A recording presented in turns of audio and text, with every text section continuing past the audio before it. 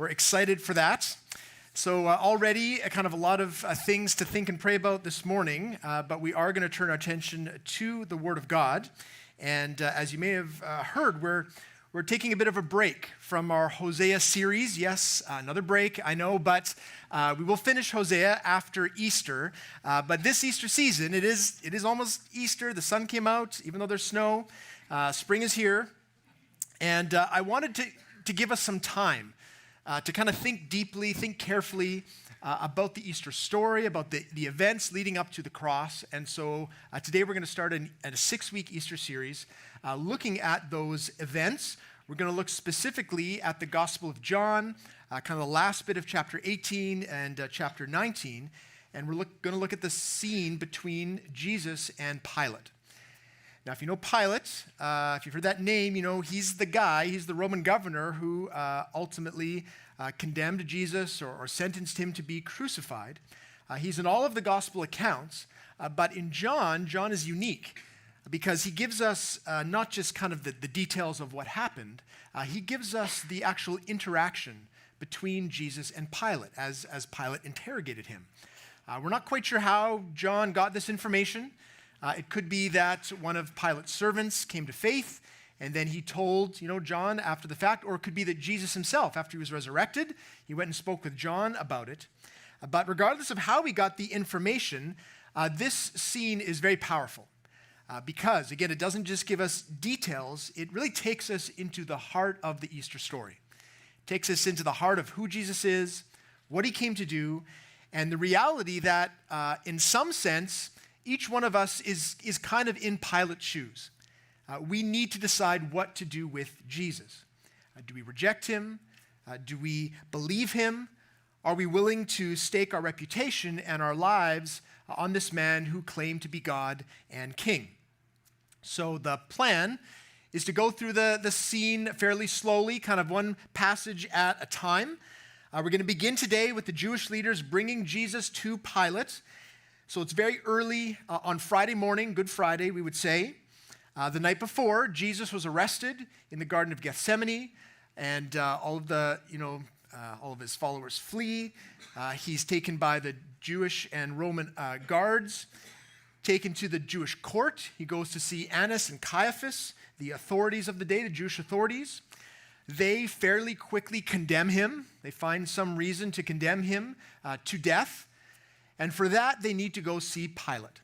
And so that's where we're going to pick up our story and begin our passage. This is John 18:28. Then they led Jesus from the house of Caiaphas to the governor's headquarters. It was early morning. They themselves did not enter the governor's headquarters so that they would not be defiled, but could eat the Passover. So Pilate went outside to them and said, "What accusation do you bring against this man?" They answered him, "If this man were not doing evil, would we not have delivered him over to you?" Pilate said to them, "Take him yourselves and judge him by your own law." The Jews said to him, "It is not lawful for us to put anyone to death." This was to fulfill the word that Jesus had spoken to show by what kind of death he was going to die. So if you can imagine the scene, this is all taking place kind of on Pilate's front porch. Normally, this would have been done indoors, but the Jews would not enter the headquarters. Look at verse 28. They themselves would not enter the governor's headquarters, so they would not be defiled. Right? They couldn't enter into a Gentile's home. They wanted to eat the Passover. But what I want us to do sort of at the front end here is really understand who the people are and what are the underlying motivations. Like what's the tension, the things that are going on. So a couple of questions. Number one, what did the Jewish leaders want? Might be kind of obvious. They wanted Jesus dead. But why? Why do they want Jesus dead? Why this extreme need to have Jesus be killed? Well, in the eyes of the Jewish leaders, Jesus had begun as kind of a slight annoyance. He was this rabbi, kind of a rogue rabbi, teaching, preaching, kind of unorthodox things, doing miracles, a lot of crowds. But over the years, he became not just an annoyance, but in their mind, a real threat. He was saying things that weren't just amazing or astounding. He was saying things that were shocking, like he was the Messiah. And they knew that if this continued, that there would be a revolt. and that would threaten their position, that would threaten the peace. And so they had a meeting about this where we get a window into what was going on in their minds. So this is John 11, 47 to 50. This was, years earlier. This is when they were deciding what to do. So the chief priests and the Pharisees gathered the council and said, "What are we to do? For this man performs many signs. If we let him go on like this, everyone will believe in him, and the Romans will come and take away both our place and our nation." But one of them, Caiaphas, who was high priest that year, said to them, "You know nothing at all, nor do you understand that it is better for you that one man should die for the people, not that the whole nation should perish." There's obviously some layers to that last sentence. What they meant for them is, look, it's better that this guy die than our nation be, set into turmoil and Rome come down upon us. But the deeper truth, of course, that they didn't realize was that it was better for Jesus to die to save the people from their sin, to save the whole nation from their sin. But they couldn't see that because they didn't really believe that he was the Messiah. All they could see was the trouble that Jesus was causing. And so he needed to go. That was the answer they came to. The best thing is for him to be killed. Everything would stop. But for that to happen, they had to go see Pilate. And Pilate, frankly, was not like their most favorite person. So let's answer the next question. Who was Pilate? We're going to hear a lot from Pilate over the next few weeks. We're going to see him and Jesus talking a lot. So it's good for us to understand, who is this guy? Pilate was originally from Spain. When he was a young man, he joined the legions of Germanicus, which was his Roman general, and they fought the wars on the Rhine River. That's what you did as a young man, right? When you were, 16, 17, you went off to war to prove yourself. If you survived, you came back, and then you made a life for yourself. And so Pilate moved to Rome to make his fortune. And he did this by marrying into a well-connected family, right? Always a good way to go. His marriage actually tells us a lot about what kind of a man he was, because he married a woman named Claudia Priscilla. Now, this marriage was very good for his career. Claudia's grandfather was the emperor, so right away, a lot of connections. That's how he became ruler of this area. So good for his career, but socially speaking, this was not a great choice. His wife's family was notorious in the Roman social circles. His mother-in-law, Julia, she was described by all as being a depraved, is a word they would use for her, a crude woman, a woman with coarse habits. We don't know the specific details. I didn't Google search that. I didn't want to do that. But the Romans, if you think about it, think about their culture, the morality of their culture. These were people who had very, very loose sexual morals. These were people who, for a good time on a Friday night, they went to the Colosseum to see people getting torn apart by lions. So if these people are saying that you are rude and depraved, that's saying something, right, about you. Julia's own father, would say this about her. Whenever someone would mention his daughter, he would say this: "Oh, would that I were wifeless and childless." That's how he would respond. So this woman, we're not sure, but she was someone that everyone steered clear of. So all of the noble young Roman men, they steered clear of her daughter. They didn't want anything to do with her family. But Pilate wasn't so put off by coarse habits, by depravity, right? For him, he was interested in the connections, and he got them. That's why he was put into this spot. A few years earlier, maybe 4 or 5 years earlier, he became the procurate of the Judea region, which is why Jesus ends up on his doorstep. Now, there's a couple of stories that help us to understand Pilate even more deeply, and also the relationship he had with the Jewish people. So here are 2 stories from his early days in Judea, in this role of authority. I'm going to give them names. The first story name is Stadium Standoff. Here's what happened.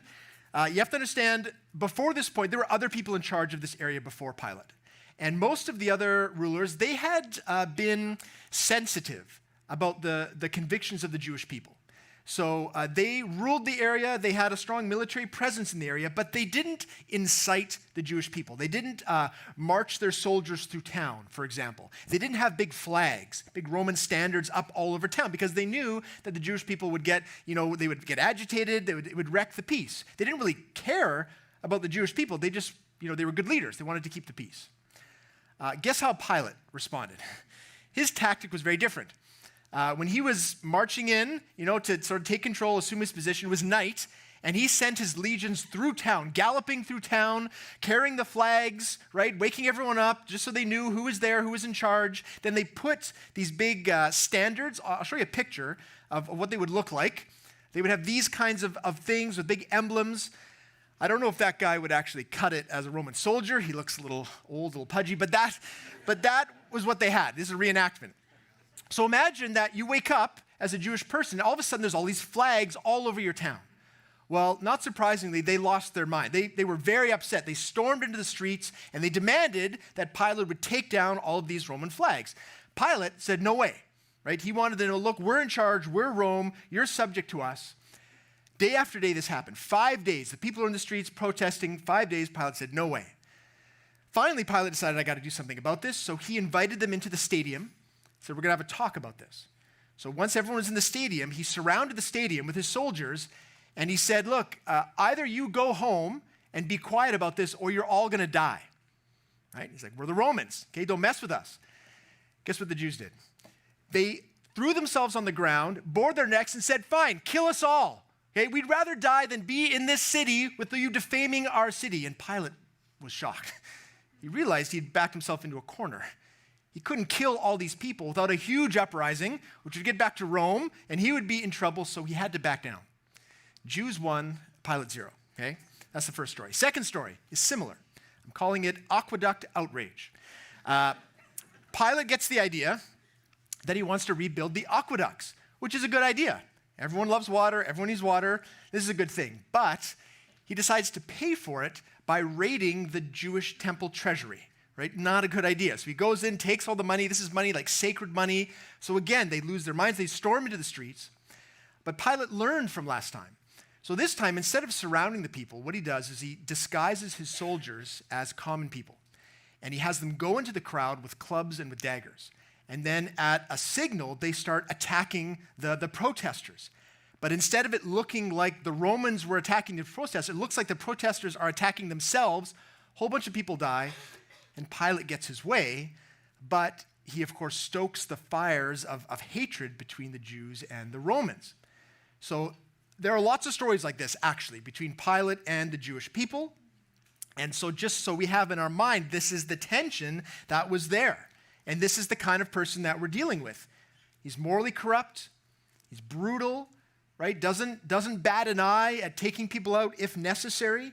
Very stubborn. No friend of the Jews, clearly, but also he's someone who is willing to make peace if it serves his own ends.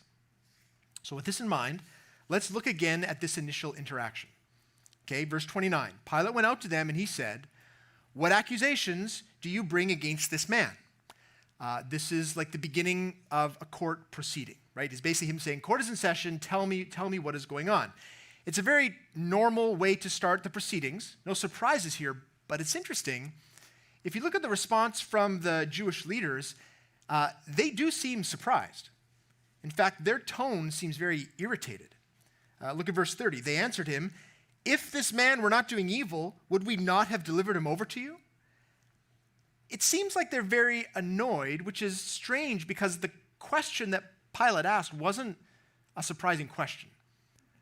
Like if the Jewish leaders thought that Pilate was going to condemn Jesus to death, you would think that they would bring some charges, right? They would expect, we're going to have to explain why this guy needs to be killed. But they don't seem to be expecting this question, and they seem irritated that Pilate is even asking this question.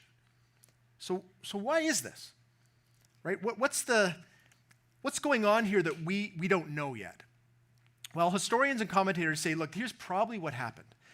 Probably Pilate, like he's acting like this is the first he's heard of it, but this is probably not the first he's heard of this. We know this because when Jesus was arrested, there were Roman guards there. There were Roman officers, right? The Jewish leaders just didn't come. They brought a whole Roman legion with them, and that only happens with Pilate's approval. So probably what happened is that the Jewish leaders went to Pilate like the day before, and they said, look, here's this guy. Okay, we want to put him to death. He's causing a lot of trouble for us, which is a lot of trouble for you. So the best thing is that if we just work together and he's put to death, everyone is happy. Pilate, it'd be fair to say that he isn't bothered by shady kind of dealings, right? He wants to do the thing that is going to keep the peace. So probably he agreed to it. But now that they've brought Jesus, he seems to be not going along with the plan. And this is the great mystery of Pilate, right? How do we understand his interactions with Jesus? Because this deviation from the plan is also a deviation from his character, the character that we kind of know him to be, and it doesn't stop just with this initial interaction, right? If you look through the whole sequence through chapters 18 and 19, Pilate seems to be doing everything in his power not to put Jesus to death. In fact, look at the next words he speaks, verse 31. Pilate said to them, "Take him yourselves, judge him by your own law." The Jews said to him, "It's not lawful for us to put anyone to death." Right? They're saying, you already know that, Pilate. He's not saying something no one understood. Everyone knew the Romans had taken that power away from the Jewish people. They couldn't condemn anyone to death. So why is he saying this? What's going on with Pilate, this brutal, self-serving Roman official who was ready to attack an unarmed crowd, all of a sudden seems very gun-shy? What's the deal? Some commentators will say, look, this is just Pilate giving the Jewish leaders a hard time, right? He's trying to stick it to them, saying, look, I'm in charge, just making them jump through the hoops, which might explain this initial interaction, but it doesn't really explain the rest of the chapter, because we're going to see him question Jesus at great length, in great detail. We're going to see him send Jesus to Herod, to another ruler, say, you make the decision to deal with him. When he comes back, we're going to see him bring out a Barabbas and say, who choose between the one. They're trying to get him to choose someone else to be set free. He's going to pronounce Jesus innocent multiple times. And at the end, when he does have to finally condemn Jesus' death, he washes his hands of it. Okay, there's something going on here with Pilate. This man puts people to death probably every other day. Not a big deal, but here he seems very agitated, very concerned. Well, there's some other commentators, in particular James Montgomery Boyce, Frank Morrison. They say that the answer has to do with Pilate's wife. Now, if you know the story, you know that there was a point where Pilate's wife sends him a message. It's not recorded in John. Matthew records it, though. So as this is going on, here is the message. Here's Matthew 27:19. Besides, while Pilate was sitting on the judgment seat, his wife sent word to him, "Have nothing to do with that righteous man, for I have suffered much because of him today in a dream." Now, husbands, I think we would all agree, if we get a text message like that from our wife, we're going to take note, right? That's saying something. Our wife had a dream about this guy for a judge. We're gonna think about that. And Romans were especially sensitive to this kind of thing. They were very superstitious. They were very spiritual. A message like this from his wife would have set like alarm bells going off in Pilate's mind as he's there standing before Jesus. He would have considered it a very bad omen of some kind. He would not have wanted to get on the wrong side of whatever gave his wife this dream. And that would explain why all of a sudden Pilate is trying everything he can not to sentence Jesus. Including, this is the part that's helpful for us, including actually asking Jesus some questions, which probably he wasn't planning on doing before, because he probably wouldn't have cared. But now he's either trying to stall for time, he's trying to figure out what is going on. So he actually asks insightful, in-depth questions that we're going to see as the weeks go on.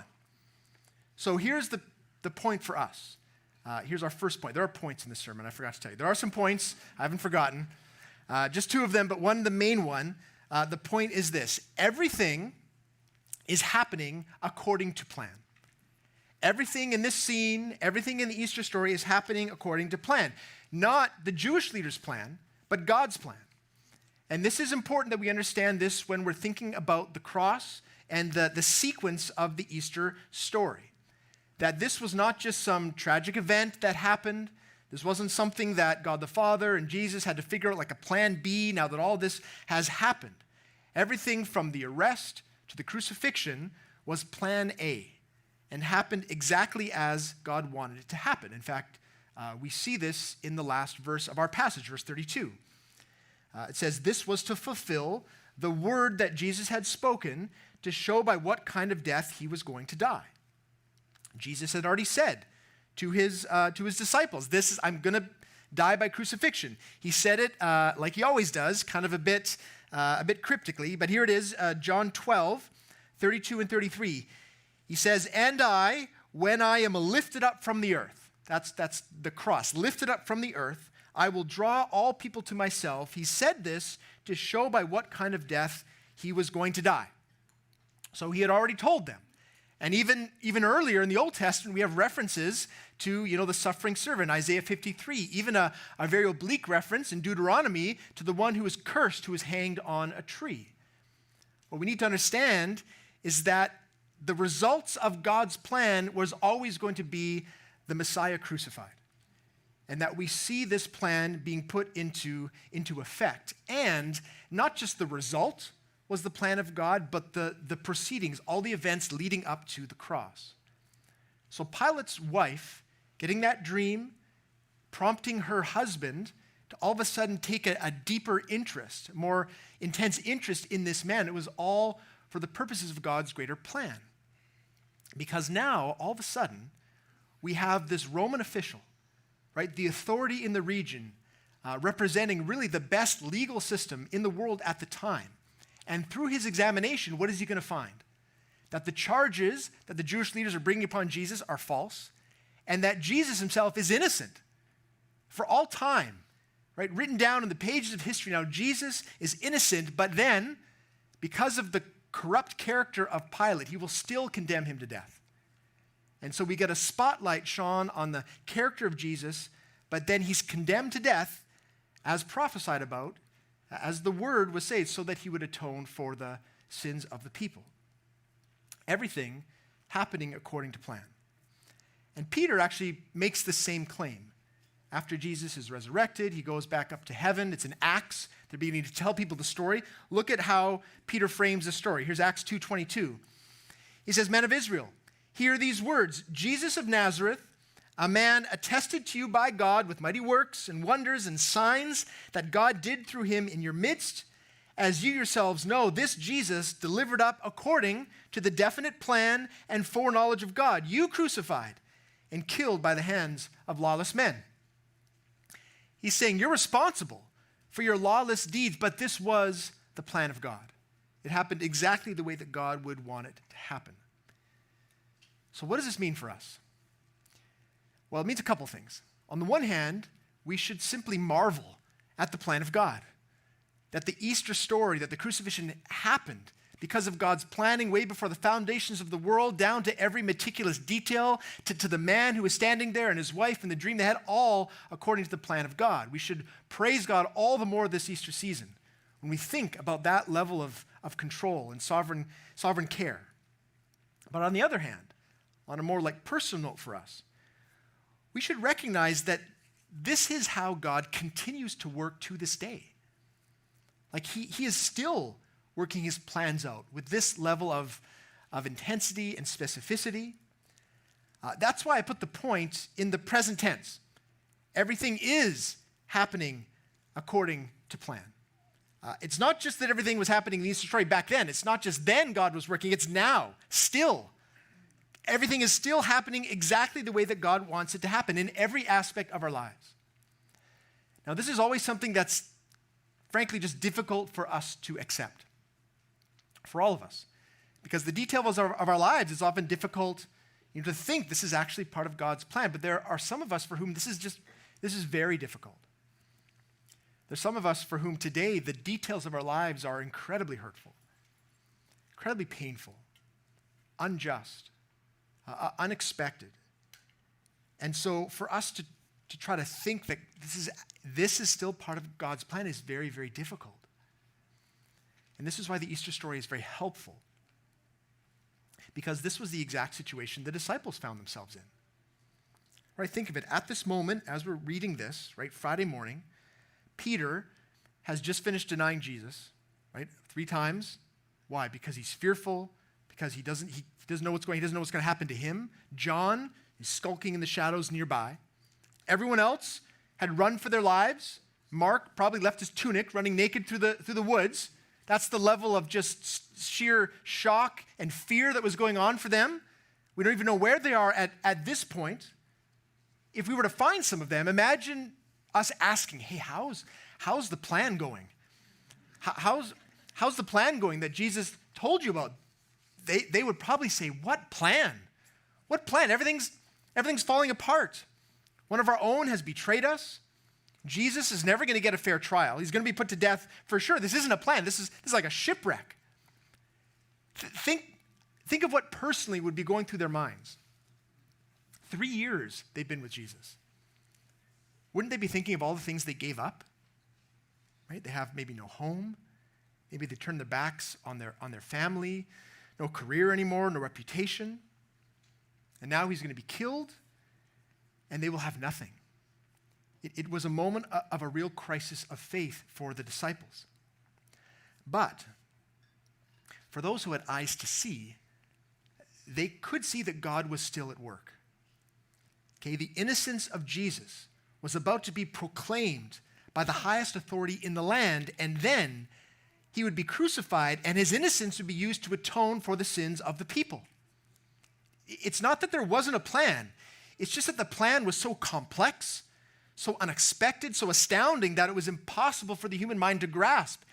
Even though Jesus had told them, this is what's going to happen. I'm going to be lifted up. I'm going to die. I'm going to rise. He told them, but they couldn't fathom it, even when it was happening.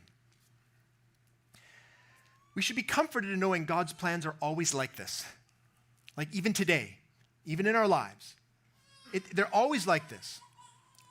As another example, do you remember Habakkuk? Prophet Habakkuk, another small book in the Old Testament, just like Hosea.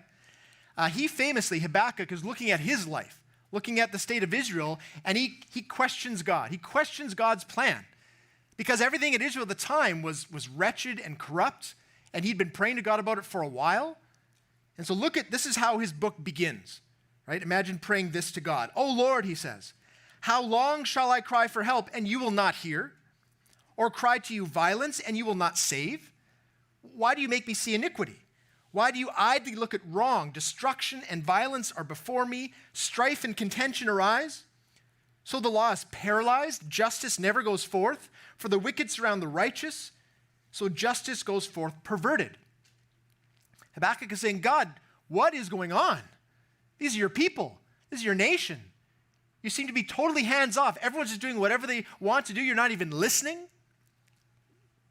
This is how we feel a lot of the times about our lives, right? I've been praying, God, how could you not deal with this? This is clearly unjust, clearly wrong, clearly sin. And yet you're doing nothing about it. Now, God responds to Habakkuk. It's like the whole rest of the book. But there's one verse that encapsulates his response.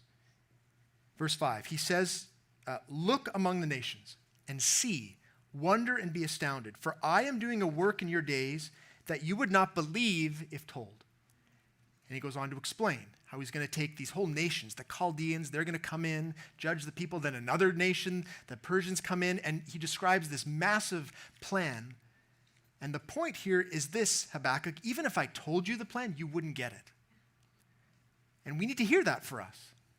That we have trouble seeing God's plan, not because there isn't a plan, but because our minds and hearts are severely limited in our humanness, in our sinfulness. We don't have the processing power to connect all the dots that God is connecting. We don't have the spiritual clarity to discern God's good purposes, better goals than we have for our own lives. And so it becomes, for us, often a crisis of faith, not because of anything to do with God, but because of us. Because we have some sense, general sense. Yes, God is good, God is in control, but then certain things happen and we think, God, how could you let this happen? How could this be part of your plan? I can't think of any way that this would be good. Indeed, here we see so clearly that God can use even the most grievous sin to bring about the good of his people. I mean, just think of what we see in this text. Think of the hypocrisy of the religious leaders. They're so careful not even to step right across the threshold into Pilate's area. They don't want to be unclean. Right? That's their commitment to being clean spiritually. And yet here, the Messiah, they're ready to kill him so they would maintain their status and their power. And Pilate is going to come to some genuine sense of understanding and about the truth about Jesus, and yet he is going to turn his back on him as soon as the pressure's on because he doesn't want to lose his status. These sinful people, what Peter says, these lawless men killed Jesus on the cross so that you and I could be saved. Incredible evil used for incredible good. So if we think that the sin that we're enduring in our lives right now can't be used by God for our good, then I don't think we really understand the Easter story. And I think that we don't really understand who God is or how he works. Okay, because this is the essence of faith, that we are not able to see where the dots are connected, the good that's coming, but we trust the one who can. We trust the one who has the power to make these things happen in our lives. There's one other verse that came to my mind. It came up in our morning devotions last week, and just a fascinating verse. Ecclesiastes 7:13 says this, "Consider the work of God, who can make straight what he has made crooked. In the day of prosperity, be joyful. And in the day of adversity, consider God has made the one as well as the other." So I think a lot of us spend a lot of time wishing and hoping and praying and just working, trying to do whatever we could to make the crooked things in our lives straight. And on one level, it's not wrong to do that. God invites us, tells us, come to me, pray. We should be praying for healing, praying for things to be made right. But there are crooked things in our lives, many of them. Physical health problems, mental health problems, relational problems, so many circumstantial things that just seem bent and out of whack. And if we don't think that these also can be part of God's plan, then we're going to have real trouble trusting him. Our faith is going to be hindered. The source of our hope as the people of God is that we see so clearly. This is always the way that God works. He's always way out ahead of us. He's always doing things that we can't quite fathom, and yet it always works together for our good. We should be encouraged in that and maybe even convicted about the way that we're thinking and praying about certain things. Again, not that we don't pray that things would get better, but that in the midst of it, that God can still be at work. It's the first main point from our text today. But I have one more. It's shorter, but it's shorter because it's really the point of the whole series. And I want us to start thinking along these lines. And so I'm going to say it this way. No one can be neutral about Jesus. When Pilate said this in verse 31, this is what he said to the Jewish leaders, right? "Take him yourselves, judge him by your own law." I don't think he was just trying to be difficult. I don't think he was trying to be cheeky. I think that's really what Pilate wanted. He was like, oh man, I just wish you would take this guy and just go deal with him yourselves. Pilate didn't want to take sides when it came to Jesus. He wasn't really for him. He wasn't really against him. All he could see was the trouble that both directions would bring into his life. So in his mind, he's like, this is a Jewish problem. You go and deal with it yourselves. But he couldn't. He couldn't just pass the buck because he was the one who was in charge. He was the one who had the authority. It kept coming back to him. He had to decide what to do with Jesus. We're going to see him wrestle with this in the rest of the sequence. But what I want us to understand is that this is also true for us. We don't have any kind of position of authority over Jesus or that kind of thing, but the reality is that for each one of us, we have to decide what we're going to do with Jesus. And I want to invite us to consider this more deeply as we enter into this Easter season. I don't know. Probably most of us here are part of the church, maybe already followers of Jesus. It's probably why you're here, but there may be others who are here for other reasons. Maybe you just came with a family. Maybe you just were interested. Maybe you're tuning in online just to kind of check things out. What we need to understand is that the role that Pilate is playing here is the role of every human being. That there will come a day, maybe the last day, where we are going to have to make a call. And what we're going to see from Pilate, I mean, think about it. Even now in this scene, there's a gravitational pull around the person of Jesus, right? All the deeds, all the things he's done, all the things he said, his very presence, it's influencing Pilate already. Jesus hasn't even said anything yet, right? Imagine once they start to talk, right? The weight, the significance will be made so clear, and Pilate will be put in this position where he can't stay neutral. He's got to make a decision. We all do. We all at some point whether we've been keeping Jesus at arm's length, whether we've just been thinking, Jesus, he's someone that the Jews, the Christians, the Ned Flanders of the world, they're going to have to deal with, but I don't really want to have to make a call on him. Eventually, we are going to have to make a call on him. We're going to have to decide. Do we reject him? Do we accept him? Do we believe this man who claimed to be God and King?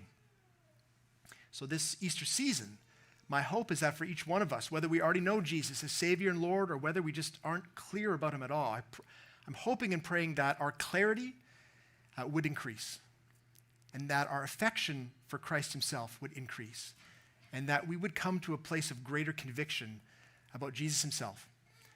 So let me pray for that and we'll close. Lord Jesus, it's such an amazing thing that you put yourself in this position, subject to human authorities when you have all authority. Lord, I pray that this would be a really fruitful season for us as a church. I pray that we would think more deeply about who you are and what you've done. I pray, Lord, that we would understand that all of this that we're reading, it's happening exactly the way that you planned it out, that you and the Father, that you planned this for our good, for your glory, and that always is the way you work. And so I pray for us today. I pray for those of us that are really struggling with that, just struggling with the difficulties of our lives, the pain, the hurt that's maybe gone on for a long time. Like Habakkuk, we might be just pleading, what is going on? I pray your Spirit would comfort us with the rock-solid truth that you are at work, that your plans are good, that you have the power to transform even the most grievous sin into good for us and glory for you. So I pray that our faith would increase during this season as well, and that we would come to know you more. I pray this in Jesus' name. Amen. Well, we are going to respond.